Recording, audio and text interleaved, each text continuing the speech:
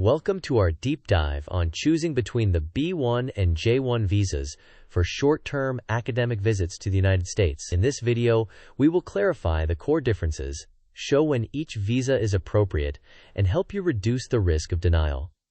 To begin, we'll outline our agenda. Then, we'll examine the core conflict, compare real scenarios, and walk through step-by-step decision and documentation strategies. Finally, we will include quizzes to check your understanding and finish with a concise summary and disclaimer.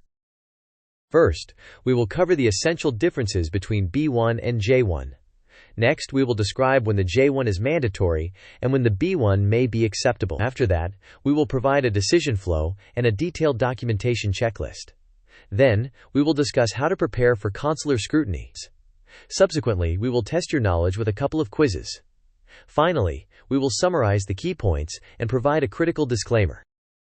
The core conflict hinges on the activities you plan to conduct in the United States, not solely on where your funding originates. On one path, the B-1 category is for short-term business purposes such as independent research, attending meetings, or consulting, with no income from U.S. sources. On the other path, the J-1 category is for formal exchange programs, visiting scholars, professors, or researchers who will be integrated into a structured program and may require access to extensive campus resources. As we move forward, keep in mind that using the B-1 for activities that resemble an exchange program is risky and may lead to denial or scrutiny. Let's begin with B-1. The B-1 is intended for short-term business purposes. It may fit independent research that remains incidental to your foreign employment, brief meetings, conferences without payment from U.S. sources, or consultations. You must not receive income from any U.S. source, and your activities should not constitute a formal exchange program. Importantly, trying to conduct intensive, hands-on research under B-1 is risky and often leads to denial. For some nationalities, including many in Western Europe, the visa waiver program via ESTA may allow B-type activities without a visa, but the same activity limitations apply. Now, let's contrast this with the J-1.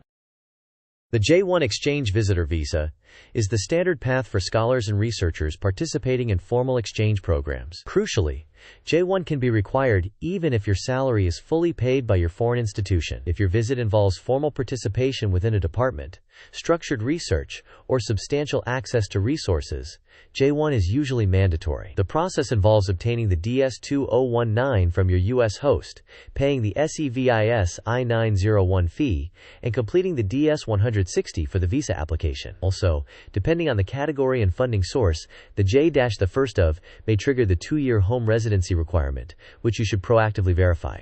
Next, we will compare the categories side by side. On the left, B-1 is appropriate for independent work that is incidental to your foreign employment, and for brief meetings or consultations with no U.S. income. It typically involves minimal integration with university infrastructure. On the right, J-1 is correct when you engage in a formal exchange program, require access to laboratories or university resources, or participate in structured research with ongoing supervision. The J-1 involves DS-2019 issuance and SEVIS fee payment, but is often the most compliant path for focused research. With that comparison in mind, let's visualize the decision flow. This sequence diagram illustrates the practical workflow.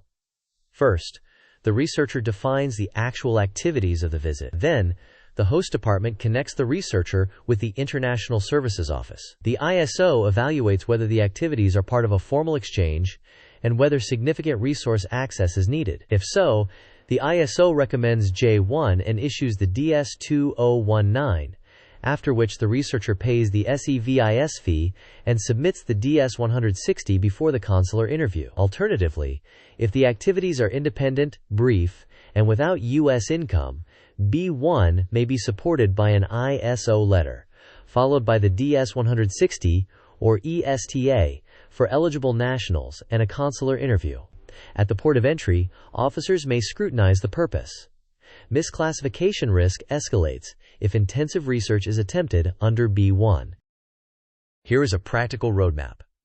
First, write out exactly what you will do, including whether you need lab access or mentorship. Second, involve the International Services Office of the host institution as early as possible for a category assessment. Third, for J-1, secure the DS-2019, pay the SEVIS fee, complete DS-160, and book your interview. Fourth, for B-1, clearly present the independent and consultative nature of the visit, confirm no U.S. income, and maintain a concise itinerary.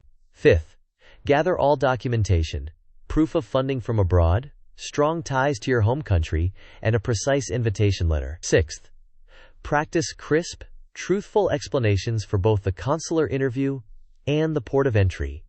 Finally, verify potential 212E implications for J-1 and recognize that B-1 misuse is a common cause of denial. Regardless of visa type, you will need solid documentation. For proof of financial means, show official letters from your foreign employer or institution, and bank statements if necessary, covering the entire stay. For evidence of ties abroad, provide employment contracts, property documents, family commitments, or other binding reasons to return, plus a return itinerary. For the invitation letter, ensure it details the purpose, duration, non-remunerated nature of the visit, and host contact information. For forms, make sure the DS-160 and, if applicable, the DS-2019 are accurate and consistent, and include a CVIS receipt for J-1. To maximize approval chances, articulate the purpose with precision and match the visa category to your actual activities, not to administrative convenience. If you pursue B-1, emphasize the brief, consultative nature with no U.S. income. If you pursue J-1, ensure the DS-2019 accurately reflects your foreign funding source.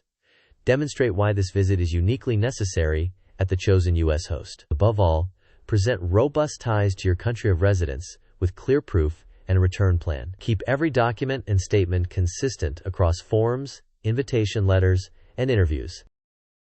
Question: a French researcher, fully funded by their French university, plans 10 weeks embedded in a U.S. lab with daily supervised experiments and access to specialized equipment. Which category is most appropriate? Options: A. B-1, because funding is foreign. B. J-1, because activities are formal, resource-intensive research. C. Either B-1 or J-1, whichever has the shortest wait time. D. ESTA only, because it's under 90 days. You may pause the video now to think about the answer. We will discuss the answer in the next section of the video. The correct answer is B. The activity is formal and resource-intensive, with supervised lab work and significant access to equipment. Even with foreign funding, this scenario aligns with J-1. Funding being foreign does not shift formal exchange activities into B-1. This mind map organizes categories of evidence that demonstrate strong ties abroad. Employment proof might include contracts and supervisor letters. Property ties can be shown through deeds, leases, or mortgages. Family ties include dependents or spouse. Academic ties include enrollment or program letters. Financial ties may be savings or investments. Community ties include memberships or obligations. The combined weight of these categories supports a non-immigrant intent. Now let's address risks and border realities. Misclassification under B-1 commonly leads to denials or secondary inspection at the border. Prepare to explain your activities concisely and truthfully at both the visa interview and the port of entry. Carry copies of your invitation letter, funding proof, return travel, and accommodation details. If officers sense that B-1 visitors are actually engaging in exchange-like research, they will likely escalate scrutiny. For J-1 applicants, investigate any potential 2-year home residency rule and understand its implications before travel. Next, let's reinforce these lessons with another quick quiz. Question: which document is most critical to prove non-immigrant intent for either B-1 or J-1? Options: A. U.S. Lab Access Badge. B.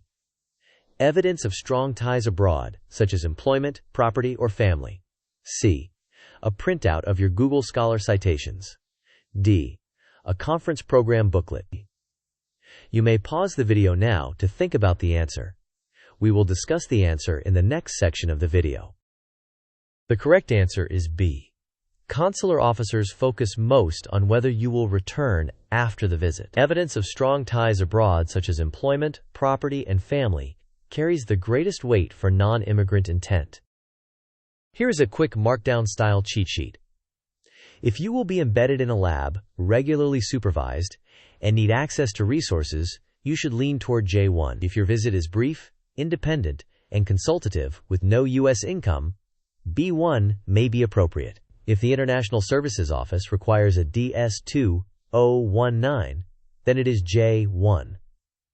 When uncertain, request written guidance from the ISO and bring that to your interview. The checklist reminds you to articulate your purpose, align the category to your activities, ensure the invitation letter matches your plan, gather strong ties evidence, and maintain consistency across all forms. This timeline breaks down the planning window for a 3-month or shorter visit. 60 to 90 days out, define your activities and contact the International Services Office for a category assessment. 30 to 60 days out, collect documents, obtain the DS-2019 if pursuing J-1, pay the SEVIS fee, complete the DS-160, and schedule the interview. In the final 30 days, finalize proofs of ties and funding, rehearse your interview responses, confirm travel, and ensure you have a complete document packet for the port of entry. To recap, your activities, not your funding. Determine the visa category.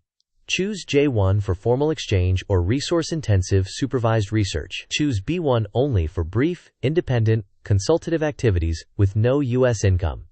Strong ties to your country of residences are pivotal for approval. Rely on your host's International Services Office for early guidance, and keep their assessment in writing. Finally, maintain full consistency across all documentation and interviews. Before we close, an important disclaimer. This content is educational and not legal advice. Individual circumstances vary, and immigration rules can change. Always consult your host university's International Services Office and, if necessary, a qualified immigration attorney for personalized guidance. With that in mind, let's wrap up. Thank you for watching. If this walkthrough clarified your path, please like the video, share it with colleagues who are planning visits, and subscribe for more guides on academic mobility and research careers. Finally, tell us your scenario in the comments and which category you think applies, B1 or J1, so we can help you refine your approach.